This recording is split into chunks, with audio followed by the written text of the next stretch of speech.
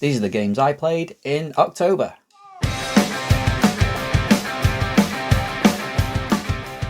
Hi everyone, welcome back to the games room. Thanks for pressing play once again. I'm the man they call Pixel Paul and I hope you are doing well.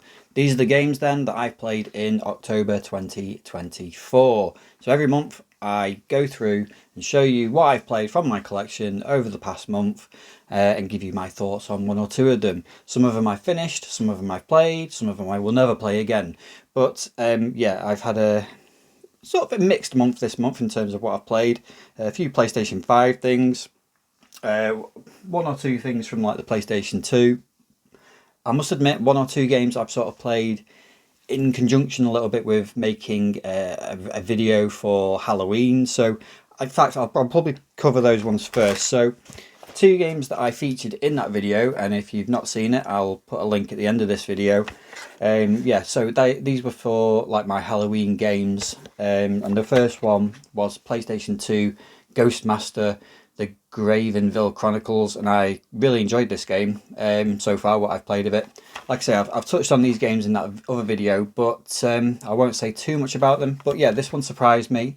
Not quite what I was expecting, more like a real-time strategy game where you're chasing American teens out of houses when you're in control of ghosts and ghouls, and yeah, it surprised me. Quite enjoyed that one so far. So Ghostmaster, and then I have been playing or revisiting an absolute classic, Zombies, or Zombies Ate My Neighbours, whatever you want to call it, on the Super Nintendo. One of my favourite games, certainly from that generation, sort of 16-bit era. Yeah, I really love that game, so I was giving that a bit of a go. I didn't get too far in it. I think I got to maybe like level 10, something like that. But yeah, nice to revisit that one. So those were games that I featured in that Halloween video. Enough of Halloween though. So moving on, and I've got a confession to make in that I have not played any Xbox this month. For some reason, I just haven't played any 360 or Xbox One or Xbox Original. I was trying to think back to anything that I played on the Xbox, and I haven't. So I just haven't touched the Xbox stuff this month. So I must try and get back into the habit of trying out some 360 games. But yeah, nothing on the 360 front. Over in this side of the games room though, I played a couple of Megadrive games, which I will show you. So the first one, and I've had this for a month or two, and finally decided to give it a go, and it's Mega Bomberman. Yeah, really enjoyed that. I mean, Bomberman is Bomberman. You know what you're getting with it. It's whatever console you play it on.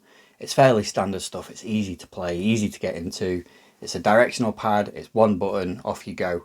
And yeah, but Mega Bomberman, I do love the Bomberman games. Just so simple in a way, but just a very addictive kind of game. It's that one more try type element to this game, and yeah, do like it. So Mega Bomberman, and then also on the Mega Drive. So some of you were asking for my opinion on this. When you'd seen me pick this up a couple of weeks ago, I said I played the Super Nintendo version of this, but never played the Mega Drive version of it.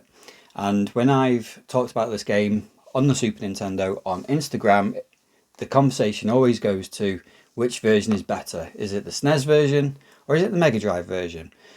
So I've played the Snes version, played that a lot back in the day. I have now played this Mega Drive version. Nearly finished it. I've not quite finished it, but I was not far off finishing it. Aladdin on the Mega Drive. Okay, so what's my verdict? It's won me over. I've got to admit. I am more of a Super Nintendo person. I've always been more of a Super Nintendo person in general. And having not played the Aladdin game on the Mega Drive, I always assumed that maybe the SNES version was the better version, but I think I was wrong. I think the Mega Drive version is, I don't want to say the better game, because to be fair, they're both good games. They're just slightly different. But I do like this version. I think this is just kind of tipped the scales a little bit in favour of the Mega Drive. I'm not quite sure what it is about it that's massively sort of swaying me. I think it's more, it feels just a bit more to it in a way. It seems to be more sort of secret areas. It's a little bit trickier, to be fair. You have a sword in this version as well, so it's a little bit more sort of combat orientated. And it's a 2D platformer, so it's not massive combat and it's not in depth or anything like that. But yeah, I think the Mega Drive version is the winner for me. Let me know in the comments which version you prefer, if you like the Snes version or the Megadrive version.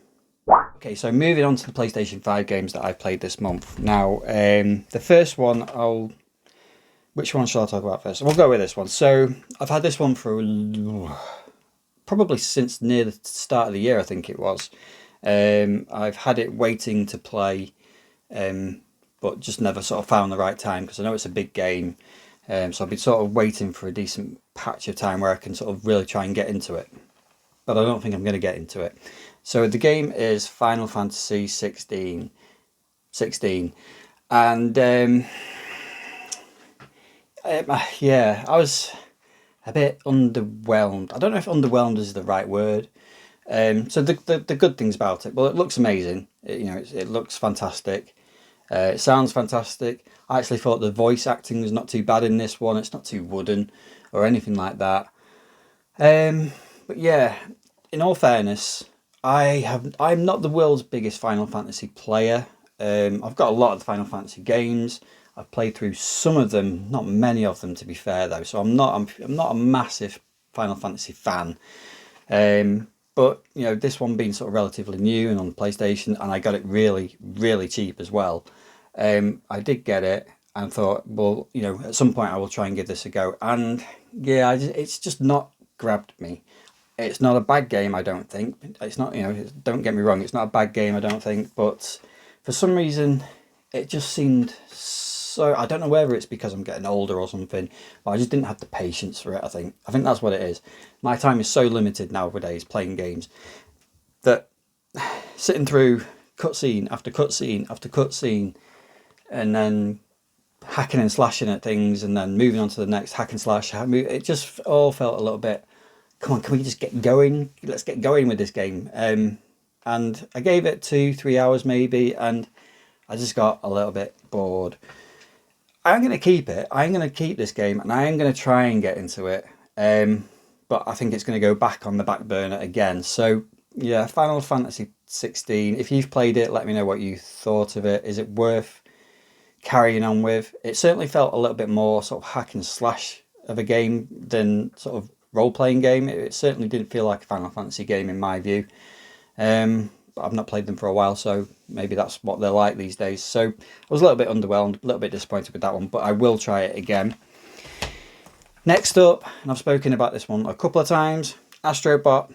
Only played it a little bit because I'd finished it. So I finally finished Astrobot. I haven't got all of the bots. I think I'm up to about 230, something like that. So I've still got a little bit of work to do with Astrobot if I can find the time. But amazing game, brilliant game.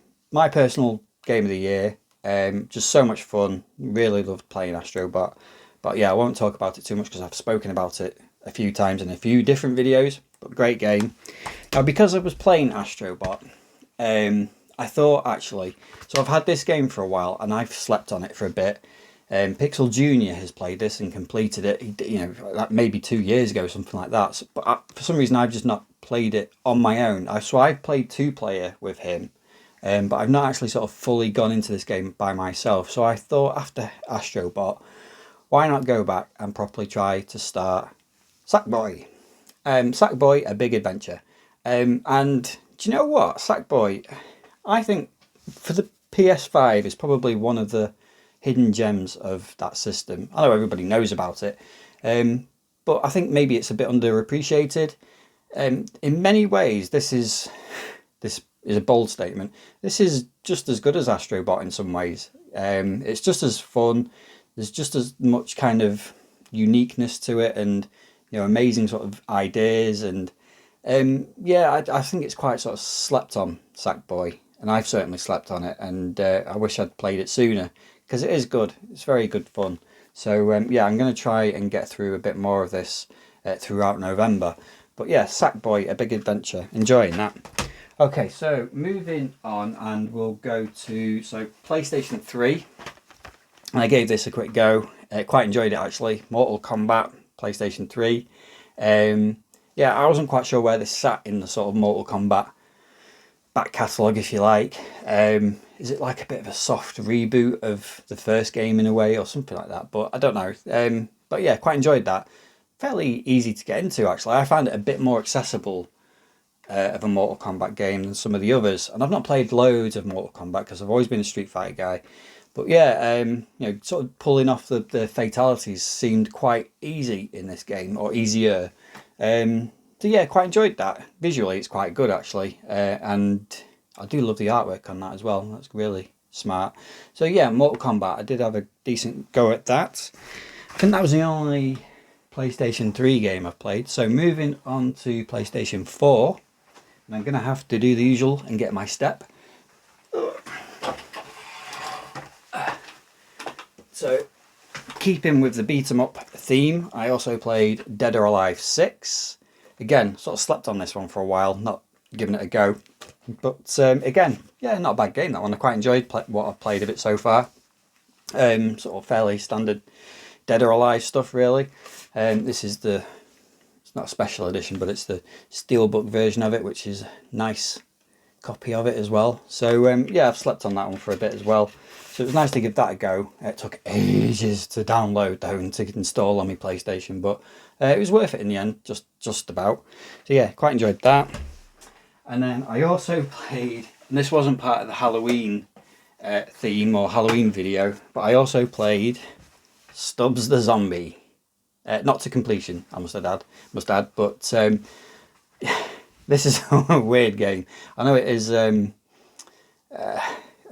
don't want to say low budget or anything like that, but it's got a feel of a not far off PlayStation 2 Xbox type game, and it's alright actually. Bit basic, there's not a huge amount to it. You play as Stubbs the Zombie, run around levels, eat people's brains, turn them into zombies, and they join you eating everybody else's brains.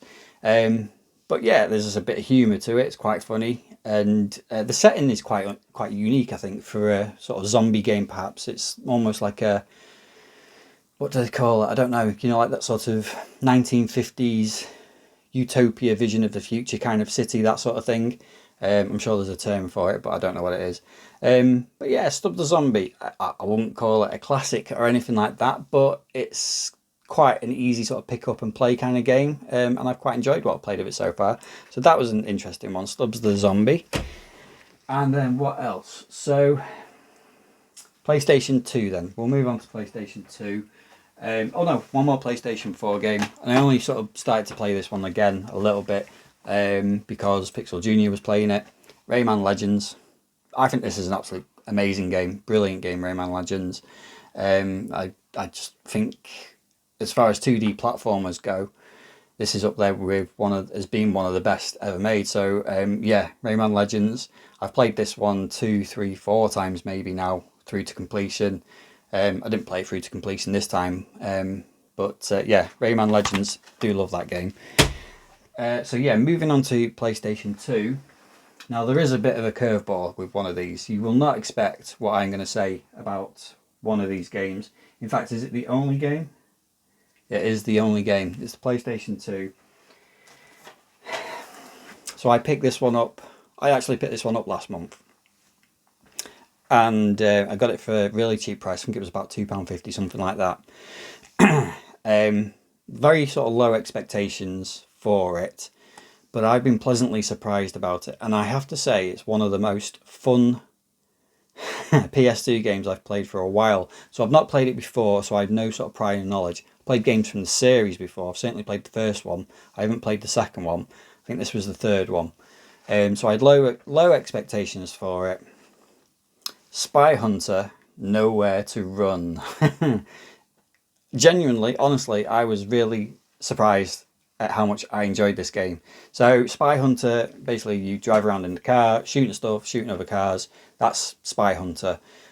This is more of the same, but you also get a bit more of a degree of cinematic element to it, because you know you've got The Rock, Dwayne Johnson, is one of the main he's the main character that you play in the game, and I was just surprised at how much extra his character sort of brought to the game. So once, you know, there are sort of those driving sections, but there are also some on foot sections where you are playing as him, going around beating people up, shooting things, and it's fairly simplistic, but it's actually quite fun. And normally when you get those sort of games where perhaps it sort of veers away from what the main sort of core game is, those bits can be a little bit, janky and not quite right.